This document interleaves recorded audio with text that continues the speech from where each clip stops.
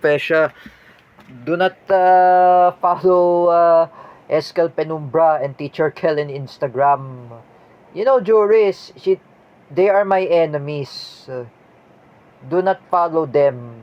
The only you can follow anyway, I say to Juris Patrick Opesha, is Teacher Marville and also John Archu Matthew Bernal. At least they're very kind. They're equivalent like Kuya Mel, Ate Hana. Oh, they're very kind. Unlike John Archibald Bernal, he was my quite good friend. He's not really my enemy. It was Teacher Marvel's boyfriend, and I met him. When was the time? 2015. I remember that when I was in the closing program with Teacher May. Before my friend Ralph Guevara had left the CDIFI. Oh, especially my good friend Kuya Sam Eranjo. At least you remember Teacher Marville. Oh, you know, Teacher Marville, I remember, she's very kind to us. Oh, I say to Juris Patrick Opesha, I suggest to him, i-follow mo na yan si Teacher Marville. She's very kind to you. Oh, she's very kind at me. For me, guys, I will never make prank call to Teacher Marville on telephone. I'm sorry when I call you on telephone. My apologize anyway what happened in 2023 and it will never be happen again. But this time, thanks to John Archu Matthew Bernal, he gave me a Hot Wheels in Christmas holiday gift. When I was in Landers, and I said to John Archu Matthew Bernal, he sell the Hot Wheels in Landers in Balintawak, and I bought Hot Wheels a diecast. I bought one, no? Thanks to John Archu Matthew Bernal and also Lorraine Shook. Oh, they are my good friends, and I said thank you for this wonderful Christmas gift. Oh, I'm just gonna say salamat lang po, John Archu Matthew Bernal. You are very tremendous friend that I met you in 2015. At least is very smart, very kind, very humble, and tough and rogue. I say to John Archer Matthew Bernal, rough, tough, and rogue, very humble, very kind, very caring. That's what I describe you. And I know I will never criticize everyone, Escal Penumbra, I will not going to forgive you for what you have done to me. And you even criticizing me what I did to Teacher Kel. I have nothing to do against her. And now, you criticizing me. How did I meet you? I really don't know who you are. Or I do not know you. Oh,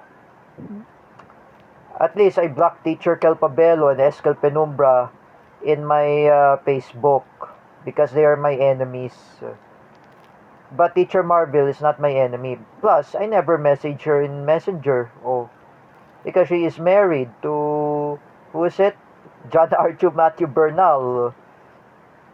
And I know they're very kind at me. They're similar like Ate Hana and Kuya Mel. Very similar. In the time when before Kuya Mel was appear in Condo at Stellar Place, before Ayub Tantush had left the condo in Stellar Place before he moved to Malaysia, because in Libya it's so dangerous there. I cannot aware my friend Ayub to get in harm. But I do realize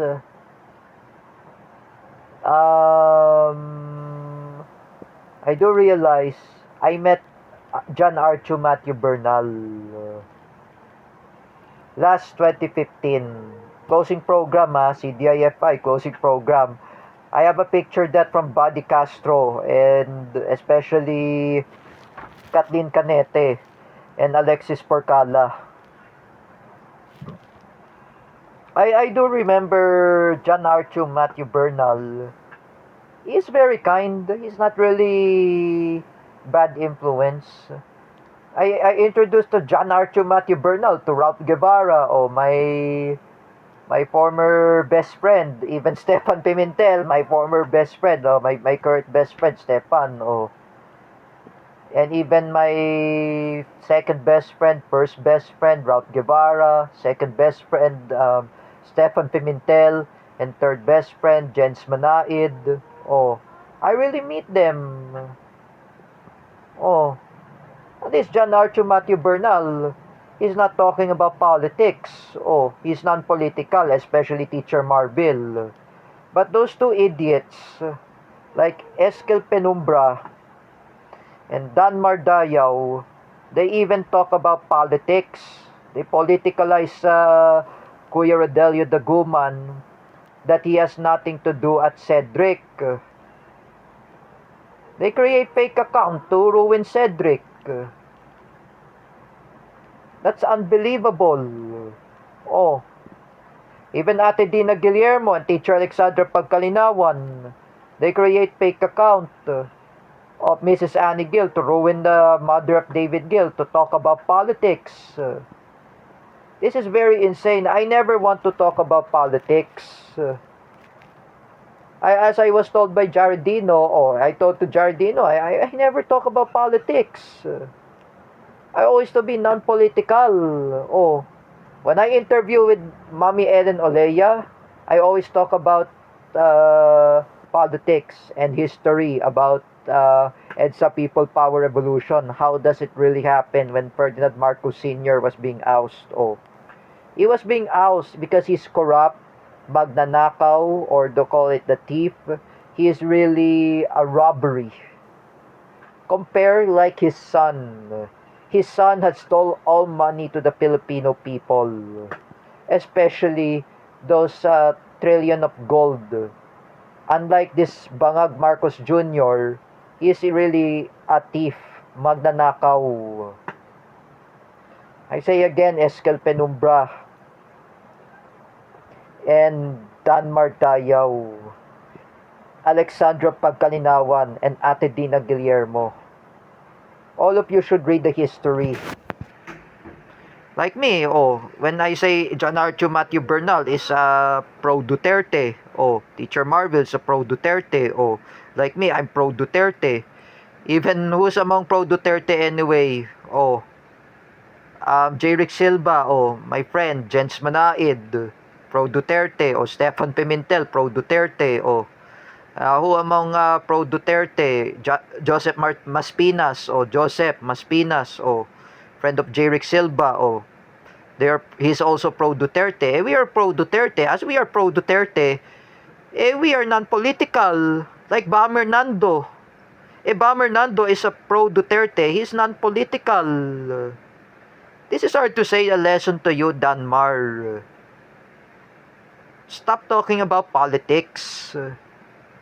Do not politicalize Rodelio Daguman to ruin at Cedric's art. You're the one who's talking about politics, Danmar.